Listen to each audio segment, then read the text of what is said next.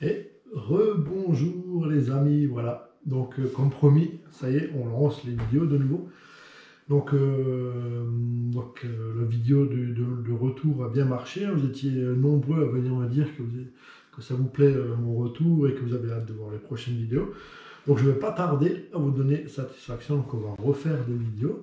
Donc là aujourd'hui j'ai prévu de vous parler d'une RC que j'adore, c'est le Limitless. Je pense que la plupart des gens qui font la RC connaissent cet engin, hein. C'est vraiment une RC fun, mais quand même exigeante hein, en pilotage parce que c'est très brut, c'est très rapide et vu le poids qu'elle a, elle est extrêmement lourde. Les crashs, ça ne pardonne pas avec, hein, donc il faut faire super gaffe. C'est un engin de folie.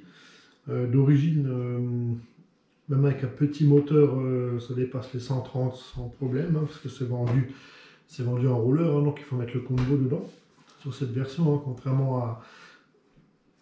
c'est quoi, comment il s'appelle Ah putain, j'ai un trou de mémoire. L'infraction, contrairement à l'infraction qui est vendue avec le combo intégré. Donc là, on n'a pas de combo, il faut mettre son combo avec moteur, variateur. Dedans, sinon tout le reste est équipé. On peut se faire plaisir parce que les pneus d'origine sont prévus pour dépasser les 200 km/h. Donc ça, le seul petit hic, c'est qu'ils s'usent quand même pas mal vite. Hein. C'est vrai qu'ils s'usent pas mal vite. C'est pas les gommes qui tiennent le mieux et qui s'usent le moins vite. Hein, ça c'est sûr. Mais par contre, ils sont étudiés pour aller très vite. Donc il y a beaucoup de gens qui utilisent cette machine pour faire du speedrun. Ce qui est tout à fait logique parce que comme elle est d'origine, elle est complètement faite pour faire du speedrun. C'est-à-dire qu'au niveau du centre, on a un spool avec une démultiplication de 27 pour 39, donc un pignon de 27 sortie moteur et une couronne de 39, ce qui est quand même énorme, on n'est pas loin du 1 pour 1. En plus, on peut acheter la couronne option en 34, donc on s'approche encore plus du 1 pour 1. Donc c'est vraiment fait pour les lignes droites ou pour les circuits très ouverts ou le speedrun. Ça c'est indéniable. Hein. Ça marche très fort avec un bon combo. C'est des fusées, hein. C'est vraiment des fusées. Mon objectif à moi, c'est de ne pas le faire de speedrun, bien que quand j'aurai l'occasion, je vais tester la vitesse maximale de mon combo, mais mon but c'est de faire de la piste. Je m'étais inscrit sur une piste, malheureusement je n'ai pas pu y aller encore. Bon. On va essayer de remédier à ça dès que le Covid il se casse, hein, dès qu'on peut de nouveau être déconfiné. Donc moi je la voulais vraiment pour faire de la piste sinueuse et pour pouvoir avoir un engin plus maniable que d'origine, qui est déjà très maniable d'origine mais un peu trop brutal. Donc ce que j'ai fait, j'ai mis un combo un peu particulier dedans, je vais vous expliquer. Et surtout, j'ai enlevé le spool central d'origine et j'ai mis un diff. Comme ça, j'ai 3 diffs parce qu'elle est en 4 roues motrices. On a 2 diffs avant-arrière. Et maintenant, j'ai rajouté le diff central qui est tout simplement le diff d'un Arrma Kraton. Moi, à l'époque, maintenant, on peut acheter le diff central avec la couronne de 46, la même qu'ils mettent dans l'infraction. Quand je l'ai fait, on ne pouvait pas. Donc j'ai acheté un diff de Kraton qui est le même et la couronne en option de 46 qui se monte dessus. Donc là, on a une démultiplication de 27 pour 46. On est un peu plus haut que l'origine, donc on perd un peu de vitesse, mais par contre, on gagne en confort de conduite. Et surtout, elle est beaucoup plus, on va dire, elle est un peu plus maniable hein, en reprise, dans les virages, dans les courbes, avec le diff qui fait vraiment bien son boulot. Hein. Je trouve que ça marche du tonnerre et avec cette petite modif on arrive à avoir une voiture de course tip top quoi. Donc je vais vous la présenter, hein. Donc j'ai fait quelques autres modifs hein, dessus encore.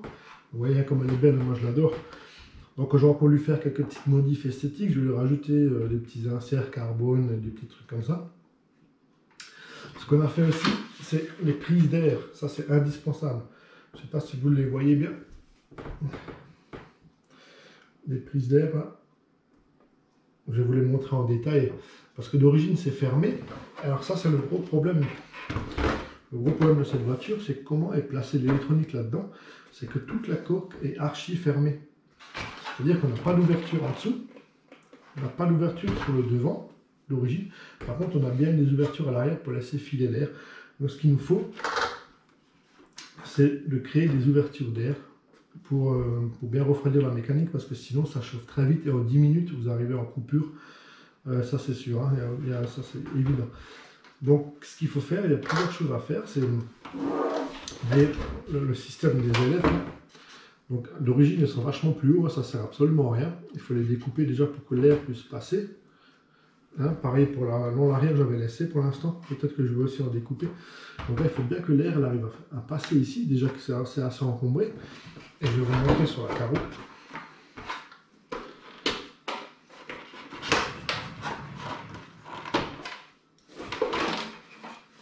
Voilà. Maintenant, vous allez mieux voir. Vous voyez les prises d'air. Donc que j'ai créé. Voilà. Donc j'ai tout simplement fait des découpes dans la carrosserie et j'ai mis du filet que j'ai collé à l'arrière avec un pistolet colle, quoi, pour éviter que les petits cailloux ne rentrent dedans. Voilà, le seul truc, c'est que les découpes, bon, elles sont pas très esthétiques. Là, je vais mettre des petites bandes de carbone à coller là autour pour faire joli. Voilà. Donc ça, c'est la première chose que j'ai faite. Et après, en roulant, j'ai remarqué un autre problème, c'est que comme c'est déconfiguré et comme c'est foutu, le variateur a tendance à chauffer vraiment pas mal. Donc il y a plusieurs possibilités. Donc j'en ai déjà fait une et je vais vous expliquer la deuxième que je vais mettre en place aussi. Donc la première, je vais créer tout simplement une ouverture d'air là. Regardez, une ouverture d'air. Donc j'ai découpé la carrosserie que j'ai relevée et avec du film carbone que j'ai reposé par-dessus pour faire joli. Et un petit peu de filet en dessous. Pareil avec le même principe, du filet collé. Du filet collé pour empêcher les moindres petits cailloux et tout ça de rentrer à l'intérieur. Et maintenant, on va passer de plus près. Alors, que dire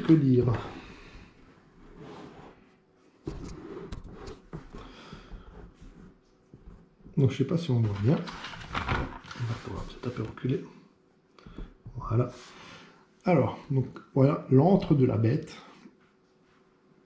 Qui est vraiment bien foutu, très joli. Hein. La plateforme est partagée avec l'infraction. Donc ici, la première chose que j'ai changé, c'est le moteur.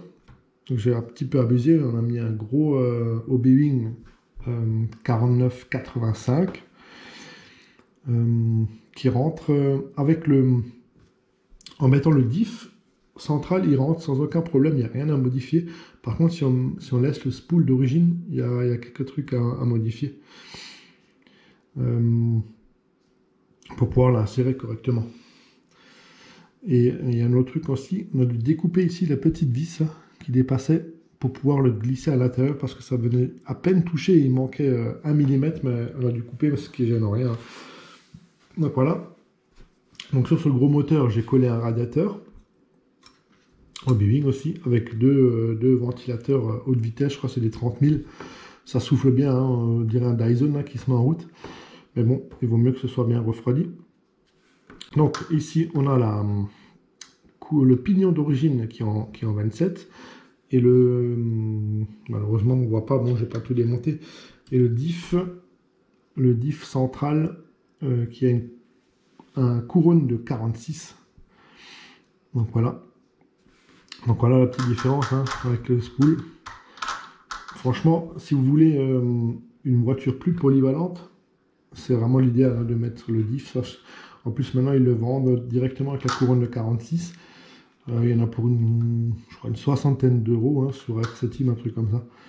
Mais ça change quand même la voiture. Hein. D'origine, elle est très bien. Ça dépend de son utilisation, hein, je répète. Moi, je voulais quelque chose de plus polyvalent. Donc voilà. Alors, qu'est-ce qu'on peut dire encore là-dessus? Il y a des choses qui sont super bien faites sur cet engin, comme les bacs à batterie. Les bacs à batterie sont juste excellents.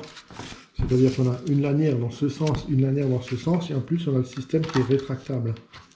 Bref, quand on vient serrer, ça va rentrer. Ou alors on peut le faire sortir quand on a des batteries qui viennent. Vous voyez? Donc on a toujours la batterie qui est complètement pris dans son logement. Donc ce qui est bien pour ce genre d'engin, parce que ça va très vite. Mais il ne faut pas que les batteries commencent à se promener. Toujours la barre centrale de renfort hein, qui fait super bien son boulot. On a un peu partout des petites pièces en alu. En elle-même, la voiture est très résistante. Les amortos d'origine, malgré que les huiles sont quand même assez costauds qu'on a mis dedans, sont un peu, auraient pu être un tout petit peu plus fermes. Quoique ça dépend sur le type, ouais, ça dépend du type de terrain aussi. Donc voilà. Donc je vais pas vous amuser, je vais pas m'amuser à vous représenter complètement le bestiau hein, parce que je pense que tout le monde le connaît. Alors qu'est-ce qu'on a encore mis ici? Donc pour faire bien marcher ce super moteur, on a mis un Hobbywing Max 6. Donc il peut prendre jusqu'à 8S. Donc ce moteur à la base est prévu pour prendre du 6S, hein, donc il a beaucoup de couple vu son diamètre 49 et sa longueur de 85. C'est un moteur qui est très coupleux, mais est prévu à la base pour du 6S, mais peut prendre du 8S. Alors faites quand même attention, hein. C'est pas prévu pour, mais ça peut le prendre. C'est des moteurs qui marchent très fort, hein. Avec le Max 6, il n'y a aucun problème. Donc le seul hic, vous voyez que la position du variateur est assez basse. Ici on a les ailettes de refroidissement. Donc déjà j'ai mis le système d'aération qui est juste posé dessus. Hein. Donc il vient faire rentrer de l'air ici. Et là on a un petit clapet de retour qui vient pousser l'air directement sur la partie ventilation. Mais ça a toujours encore du mal à bien refroidir parce que la position elle est vachement basse. C'est-à-dire que l'air passe là, mais on ne vient pas taper sur les ailettes de refroidissement, on vient passer par-dessus. Déjà, le bouton, il faudrait que je le place un petit peu différemment. Et je pense que je vais relever tout simplement. Je vais mettre une petite plaquette en dessous et je vais relever un petit peu, parce qu'il y a de la place, hein, un petit peu le variateur de 2 cm en bougeant celui-là, peut-être le mettre devant.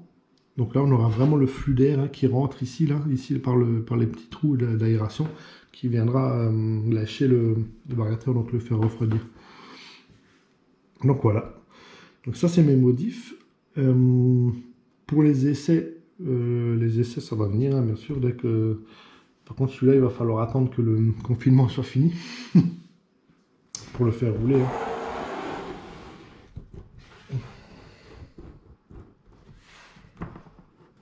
C'est vraiment une super machine que j'adore. J'ai plusieurs potes qui en ont aussi, dont d'ailleurs un super pote qui en a un limitless, qu'il a eu à peu près en même temps que moi, et qu'il a complètement mis à son goût avec toutes les pièces options possibles, carbone, machin. Les pièces carbone qui sont faites par un ami, Jérôme, qui a tous les modèles, tout ce qu'il faut pour faire les pièces carbone du limitless.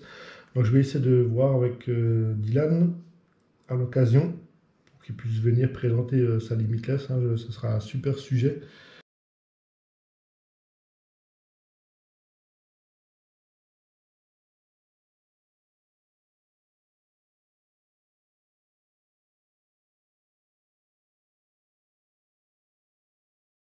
Pour la chaîne. Donc voilà, moi ce qui me reste à faire encore, ça va être purement esthétique. Hein. Je vais mettre un petit peu de... Peut-être mettre ces pièces en carbone, il faut jouer avec Jérôme. Ces pièces arrière en carbone. Peut-être les tourelles carbone aussi. Quelques petits effets de...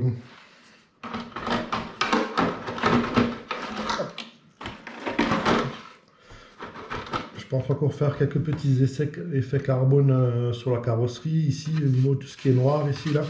Démonter, le reprendre avec du film carbone. Ici, c'est pareil, pour que ça jette un petit peu plus. Hein. Pas de raison de ne pas se faire plaisir, hein. C'est vraiment un engin là, magnifique. Donc, juste pour précision, comme il est là, avec le combo qui est dessus, il dépasse les 180 sans problème. Donc j'essaierai de vous faire une petite vidéo avec un compteur de vitesse intégré pour vous montrer. Donc 180, ça devient vraiment des vitesses folles. Pour circuit, ça suffit amplement. On peut jamais, de toute façon, on peut jamais les exploiter à fond. Parce que ça va vraiment très vite. Après, bien sûr, c'est un engin qu'on peut faire monter beaucoup plus haut. Hein. Il y a des recours à plus de 300. Mais bon, ça, c'est pas du tout ce qui m'intéresse. Moi, j'ai vraiment envie de retourner sur piste. J'ai hâte que je puisse de nouveau retourner sur piste, la faire rouler et vous faire des petites vidéos.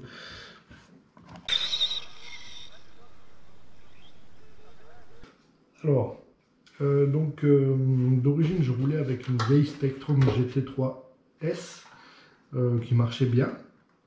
J'avais juste eu quelques petits soucis à très longue distance, mais rien de très grave.